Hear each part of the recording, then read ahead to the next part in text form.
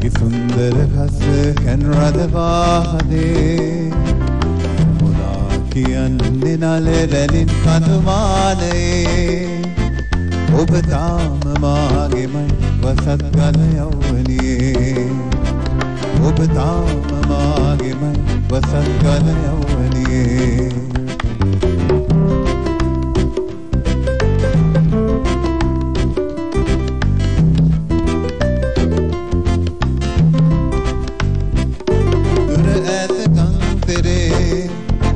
सीत मारते मेरी कते दतगन माही मेरी कोरे वो कमन आदरिन सिपगति बिसिरुवेन एगुम मत है रदुने तगी इबन सन्ने कले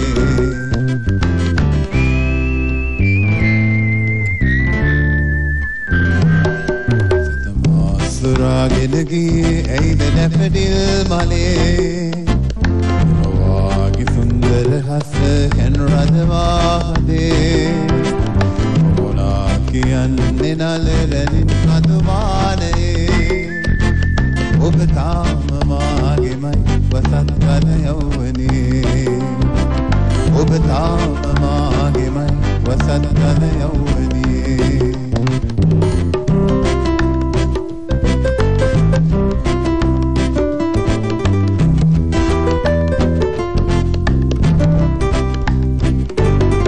तुरु मंगपते सदवन पिपिरे कोलने दास कनुवे दन बलपाद अदनिदम आदरिन सदनवे बुदु सरिन एगुम सुदुरुई रदन मत के इमंतने कले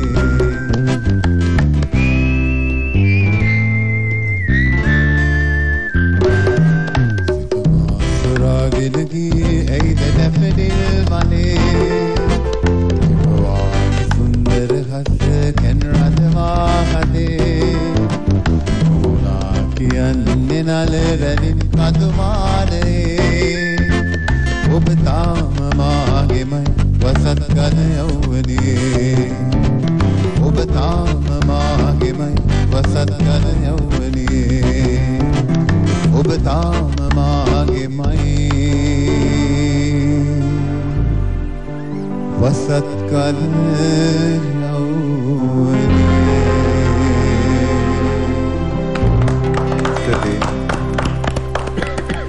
ගීතේ ටිකක් මේ වෙනස් කරලා ගායනා කළාද? ඔය ජයන්ත මොකද ජයන්තයි ධනංජය හිටියා ඔක මුලින්ම වටගත කරද්දී. ඊට පස්සේ ඒක නැවත මෑතදිත් පරිගත කරන අලුත් වර්ෂන් එකක් ඇටිද ඒක ඇත්තටම චාමින්ද රත්නපුරි තමයි මේකේ පද රචනය කරේ. ඉතින් ඔහුගේ ඊට පස්සේ ගොඩාක් ගීත බිහි වුණා. මල් පිට මල්, සින්ඩරෙල්ලා, අමීෂා, ඒ වගේම මම හිතන්නේ සංගීත ලෙලුමුත් ගීත ගායනා කරනවා. ලෙලුම් රත්නායක, ඒ නාදික ජයවර්ධන, කසුන් කල්හාර, එතකොට නාදික ගුරුගේ. ඉතින් ඔහුගේ ළඟදී ගිය 30 වෙනිදා සීරියක් අවුට් වුණා. ඉතින් ඒකේ ආරම්භක ගීත හැටියට ඩැෆ්ටින් මල්ල නැවත අපි ප්‍රතිනිර්මාණයක් කරා.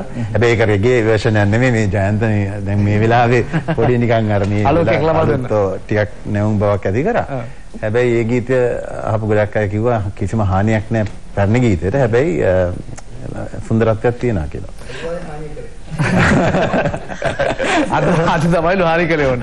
ජයන්තයමයි කියන්නේ. හොඳයි මේ ජීවනයේ ඉස්සලා ගීතයක් ලස්සන ගීතයක් ගායනා කළා. ඒ ගීත ගැන ටිකක් අහන්න ඕනේ කියලා හිතුණා. කවුද ඒක ලිව්වේ? කොහොමද මේක හැදුවේ?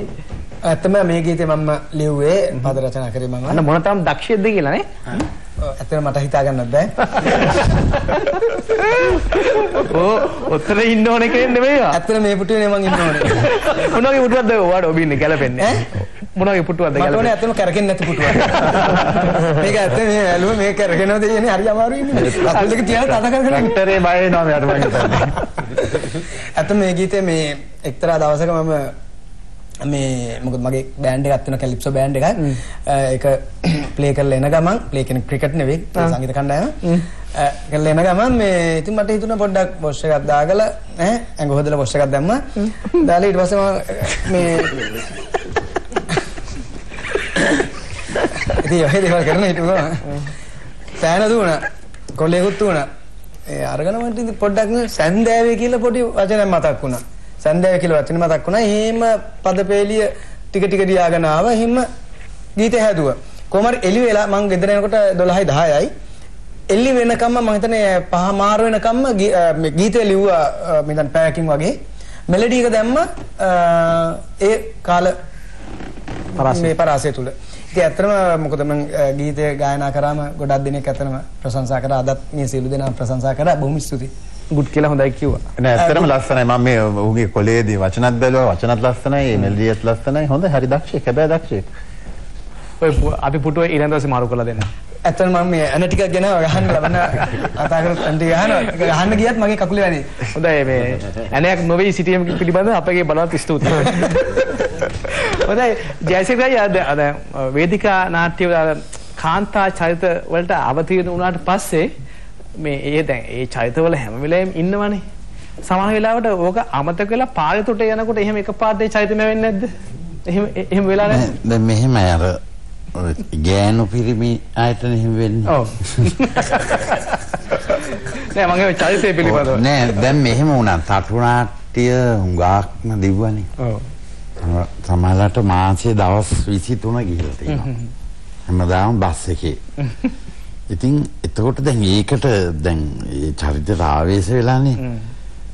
දැන් නොදැනුවත්ව මේ මං එහෙම යන්නේ නැහැ. එහෙම දැන් ඒ නාට්‍ය වේදිකාවේදී ඒවා වෙස් ගන්නලා ඒ වුණාම තමයි ආවේශෙන්නේ. එතන ඉහට මං සාමාන්‍ය මම. ඔව්. හැබැයි හුඟ දෙනෙක් හිතුවා මං ඒ අර ගෑනු මිනිහෙක්ද කියලා. අනේ දැන් මම අහලා තියෙනවා.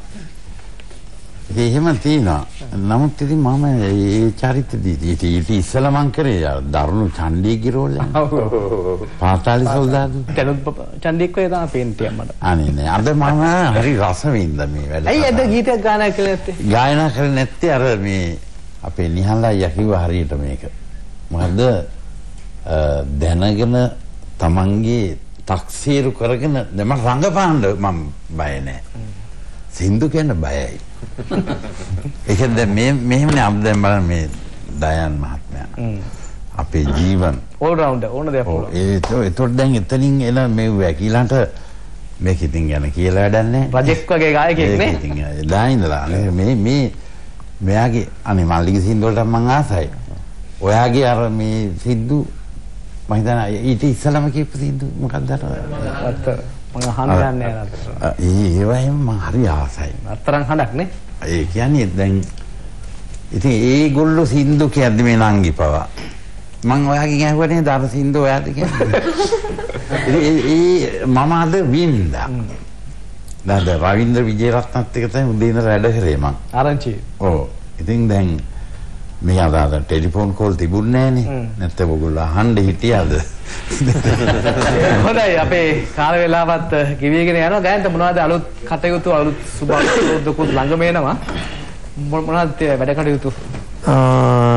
වැඩ කටයුතු කරන ඉතින් අවුරුදුත් එක්ක තරමක මේ මාසේ ටිකක් ඉතින් හැමෝටම පොඩ්ඩක් කාර්යබහුල මාසයක්.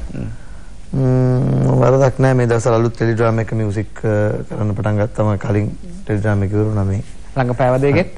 නෑ මේ සැරේ රංගපෑව නෑ ගිය සැරේ රංගපෑව. මේ සැරේ මියුසික් විතරයි කරන්නේ. ඒකේ වැඩ ටික කරගෙන යනවා. ඒක ඉවර කරන්න ඕනේ තව ඉක්මනට පුළුවන් තරම්. ලක්ෂ්මණේ අලුත් ගීතයත් එක්ක අලුත් බලාපොරොත්තු ඇති වෙලා තියෙනවා. ඒ ගීතය උගක් ජනප්‍රිය වෙලා තියෙනවා. ඒත් එක්කම බෙන්ස් එකත් ඉක්මනට හදාගන්න කියලා කියන ගමන් මේ මොනවද තවත් බලාපොරොත්තු ඉදිරියට? විශේෂ දෙයක් නැහැ. සාමාන්‍යයෙන් සිරිත් පැවිදිකින් මේ හිතේ තියෙන දේවල් ඉෂ්ට කරගන්න බලාපොරොත්තු ඉන්නවා. ශේෂ්ත්‍ර වැඩ කටයුතු කරගෙන දැහැමින් සෙමින් ඉන්නවා. දැහැමින් සෙමින් ඉන්න.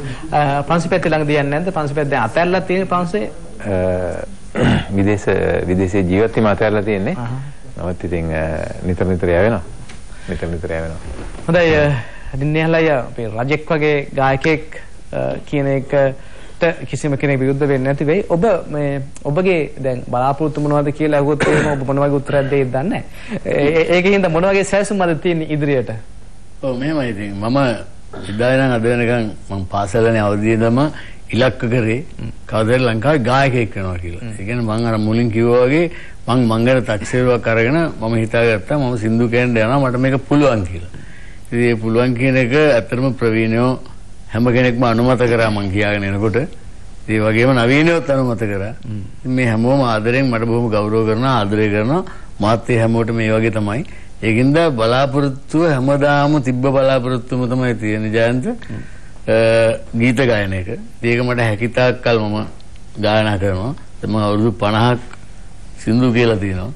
ඊට ඉස්සෙල්ලත් ඉස්කෝලේ යන කාලේ සින්දු කරා. නමුත් මම පළවෙනි සින්දුවේ ඉඳලා අද වෙනකන් අවුරුදු 50ක් සම්පූර්ණ කරලා තියෙනවා. ඉතින් මම හිතනවා තව ඉදිරියටත් මට ගීත ගායන ශක්තිය ධෛර්යය තියෙනවා. රසිකත්වයක් මට තියෙනවා. මට පුළුවන් තාක් කල් මම ගීත ගායනවා ප්‍රතිපත්තිකරුකව. ඒකම ඉතින් ඉදිරියේදී තව කැසට් පට CD පට නිකුත් කරන්න බලාපොරොත්තු වෙන. තව කාටත් උදව් කරගෙන මේ නවකයන්ට හැමෝටම අතහිත දීගෙන ඒගොල්ලන්ට යම්කිසි ආදර්ශයක් දෙන්න පුළුවන් නම් ඒක දීලා ඒගොල්ලන්ගේ යම්කිසි ආදර්ශයක් ගන්න පුළුවන් නම් ඒකත් අරන්. කිටි ප්‍රශ්නයක් අහන්න. ඔබේ ගීතයක් වෙන කෙනෙක් ගායනා කරනවට ඔබ කැමතිද? ඔව් කෙටියෙන් උත්තර දෙන්නම් ඒක. දෙන්න කෙටියෙන්. ඔව් කෙටියෙන් උත්තර දෙන්නම්. මගේ ගීතයක් ගායනා කරනවට මම අකමැති නෑ. හැබැයි ඒක පොඩ්ඩක් විග්‍රහ කරලා කියනොත් මට විනාඩියක් දෙන්න. හරි දෙන්න. මගේ ගීතයක් තව කෙනෙක් ගායනා කරනවට මම අකමැති නෑ කියලා කිව්වේ අපි ගීත ගායලා තියෙන තව කෙනෙකුට ඒ ගීත ගායනා කරලා Tamanටත් ගීත ගායන්න පුළුවන්ද කියලා දැනගන්න. ඒකට තමයි. නමුත් මේක වෙන්නේ මේකයි.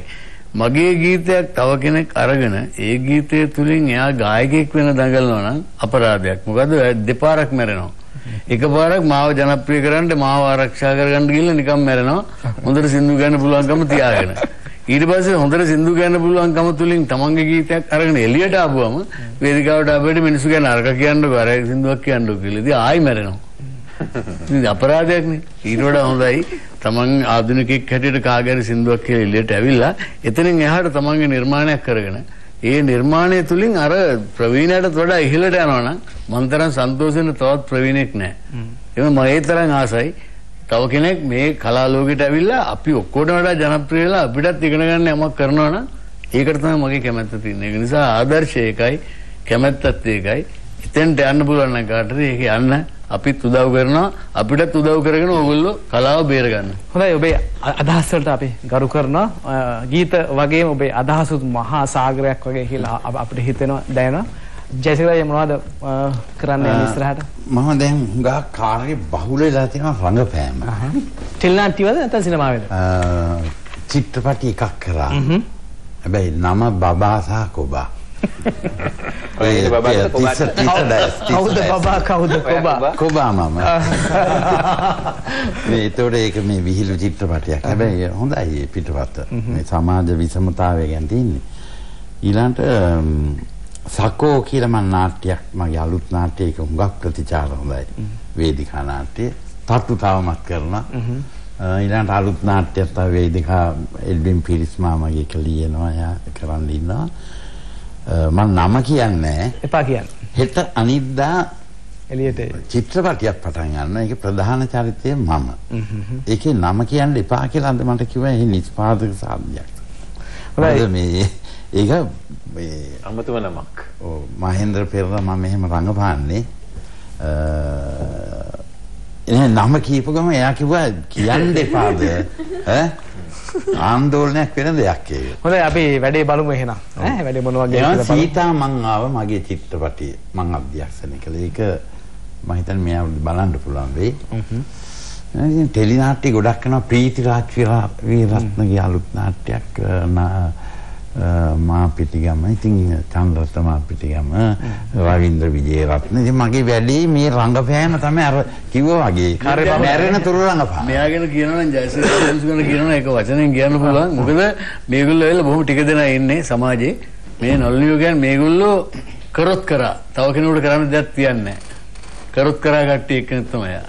හොඳයි තවෂි මොනවද බලාපොරොත්තු? බලාපොරොත්තු චුටි බලාපොරොත්තු කිව්වෙකුත් තියෙනවා. ඒවා ඉස්සරහින් සල්නේ වහලා නෑ. දොර වහලා නේද?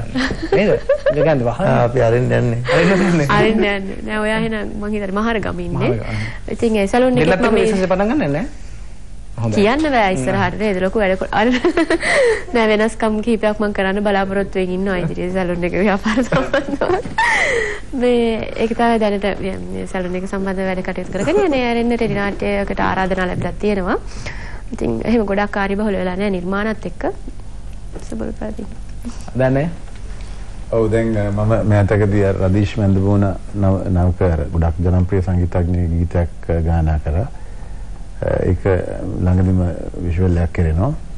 ඒතර යන්නාම තව අනුක් දිල්ෂාන් කියන නවක සංගීතඥ ගීතයක් ගායනා කරා. තව අනිල් මංජුල කියලා පද රචක ගීත දෙකකුත් ගායනා කරා. ඉතින් මේවා ජනප්‍රිය කියලා හිතන මට්ටමේ ඉතින් ඒ බලාපොරොත්තු සහගතව ඉන්නවා. ජනප්‍රිය වේවායි කියලා ප්‍රාර්ථනා කරනවා. ජීවන මොනවද සැලසුම්? ඔව් සැලසුම් කරේ මේ කරපුවා මේ හෙක්ටර් කුමාරසිරි මහත්මයාගේ අබිනික්මන කියන චිත්‍රපටයේ මේ 19 වෙනිදා මංගල දර්ශනයේ තිනවා. ඒකේ මම බොහොම සීරියස් චරිතයක් කරා. ඒක කමඩිද දන්නේ නැහැ කරා. කරාට ගොඩක් අතින් ප්‍රතිචාරය තුණා. ඉතින් කරපු ඩිරෙක්ටර් කිව්වා ඇත්තම හොඳට කරා. සීරියස් කොමඩි එකක්. සීරියස් කොමඩි එකක් වෙයි කියලා. ඒකම මේ දැන් කිව්වා වගේ සීතා මං ආවා චිත්‍රපටියත් මං රංගපෑවා අධ්‍යක්ෂක කරේ කෙනාගේ නම මට අමතකයි. මේ ළඟ ඉන්න අය කොහොමද ජයසේකර අපොන්ස මහත්තයානේ වෙන්නේ නැති නේ? වෙන්නේ නැති. ඒක සාර්ථක වේවා කියලා ප්‍රාර්ථනා කරන අතර ලාල් ප්‍රියදේව මහත්මයාගේ මේ 22 පටන් ගන්න අලුත්ම චිත්‍රපටයක් ළමා චිත්‍රපටයක් ළමයෙකුට නෙවෙයි ඉන්නේ මුස්ලිම් චරිතයක් කරන්නේ. ඒක නම මගේ යාළු මාළු. ඒ ඇති. හොඳයි එහෙනම් ඔබේ නිවසින් සමුගන්න කාලේ හරි දිනෝෂා එතකොට එකක් පාළුයි කියලා දැවුණා. කෙසේ වෙතත් දෙන්නම එකතු වෙලා අලුත් අවුරුද්දෙන් පස්සේ ඕගොල්ලන්ගේ මුණ ගැසෙන බලාපොරොත්තුෙන් සමුගන්නවා. අපේ ගීත රජුගෙන් තමයි අන්තිම ගීතය අපි අහන්නට යන්නේ. මේක ගුණේ අයියාගේ බජව දාන කාමරේ. අහලා සමුගමු. අවසාන වශයෙන් කියන්න කැමති ඔක්කොම සූදානම් වෙන්න කැමති. ඔයා ප්‍රමුඛව මේ ආපු අයන්ටයි වාදක මණ්ඩලයේ ජයන්ත ප්‍රමුඛ මුළු වාදක මණ්ඩලයටමයි මුළු සේවක මණ්ඩලයටමයි හැම කෙනෙකුටම ස්වර්ණවාහිනියෙන් හැම කෙනෙකුටම බොහොම ආදරෙන් ස්තුතිවන්ත වෙනවා. අද වැඩසටහන ඉතාම ලස්සනට කරගෙන යන්න පුළුවන් වෙච්ච එක ගැන ඔයාලට විශේෂ ස්තුතිවන්ත වෙනවා ජයන්ත. දෙන්නෙක් කරන වැඩසටහනක් තනියම කරලා ඒ පාළුවක් තිබුණ කියලා පොඩ්ඩක්වත් පේනන්නේ නැතුව මේ වැඩසටහන හරි ලස්සනට කරගෙන ගියා. ඒ වගේම ජයන්ත මටත් පොඩ්ඩක් කියන අපිට හරි ආඩම්බරයි. නිහාලය වගේ අවුරුදු 50ක්. ඒ කියන්නේ මගේ වයස තරමටම ගීත ශාස්ත්‍රීය හිටිය කෙනෙක් එක්ක අපිට වැඩසටහනකට සම්බන්ධ වුණාට අපි මම හිතා හැමදේනම ඒක කලාතුරකින් හම්බෙන එකක්. ඒ කියන්නේ මේ වගේ කම්බිනේෂන් එකක් ගොඩක් කලාවට ආටිස්ට්ලාට කතා කරනකොට මේ විදිය චේන්ජ් එකක් තිබ්බහම මම හිතන්නේ ඒකේ ගන්න දේවල් ගොඩක් තියෙනවා බෙදා ගන්න. ඒක අගය කරනවා. හොඳයි එහෙනම් ඒ අදහස් සමගින් අද අපි ඔබේ නිවසින් සමුගන්නා. ඔබට සුබ සතියක් වේවා. ලබන්නා වූ අලුත් අවුරුද්ද සුබ අලුත් අවුරුද්ද වේවා කියමින් සමුගන්නවා.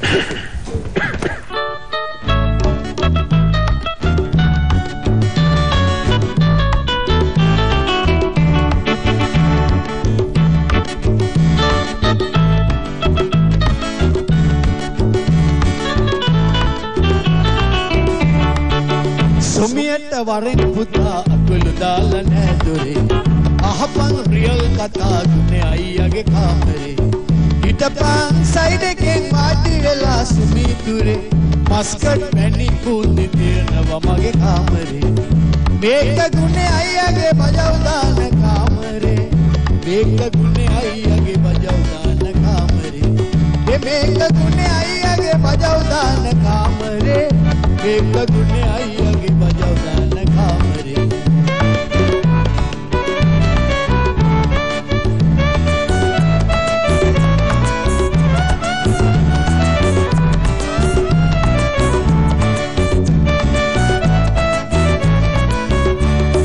පච්චසිරාලා එතකොට කොච්චි ඇලාලා කුස්පි රොබාලා එමෙහි සුමිය සොයාලා සැප විඳලා මශා වෙලා පීචම් බීලා කැපිලා යන්නේ සක්විතිසුව මෙහෙන් වලදලා නලු මණ්ඩලා නිලි මණ්ඩලා කැමරා කටාලා අලි වංශෙන් වැඩ වෙන්නන සුපර්මෑන්ස්ලා වර පොරවල් ඔරින්ස් කකුල් එකට වැටිලා 2003 අයි විසි කරලා මේක ගුනේ අයියාගේ බජව දාන කාමරේ මේක ගුනේ අයියාගේ බජව දාන කාමරේ මේක ගුනේ අයියාගේ බජව දාන කාමරේ මේක ගුනේ අයියාගේ බජව දාන කාමරේ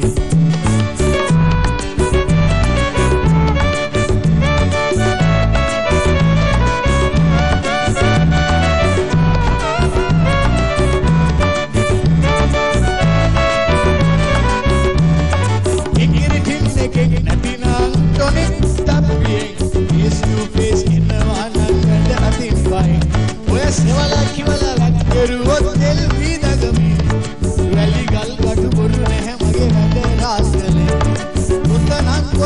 සවලට මගේ ළඟ ඉඳ නැත ඔය කාගේ මතගොත මගේ අයියගේ ඇත දුකට සැපට මම එන්ටර් මගේ නෑ බොරු පොත ප්ලේට් වලින් කැපෙන්නේ නෑ කෙනෙකුගේ හොඳ හිත සොමියට වරෙන් පුතා සුදාන නෑ අහපන් රියල් කතා මේ අයියගේ කාමරේ ඉතපන් සයිඩ් එකෙන් වාඩි වෙලා සුනීතුරේ මස්කට් බැඳි මුදි කියනවා මගේ කාමරේ මේක ගුනේ අයියගේ බජව දාන කාමරේ මේක ගුනේ අයියගේ බජව දාන කාමරේ මේක ගුනේ අයියගේ බජව දාන කාමරේ මේක ගුනේ අයියගේ බජව දාන කාමරේ මේක ගුනේ අයියගේ බජව දාන කාමරේ මේක ගුනේ අයියගේ බජව දාන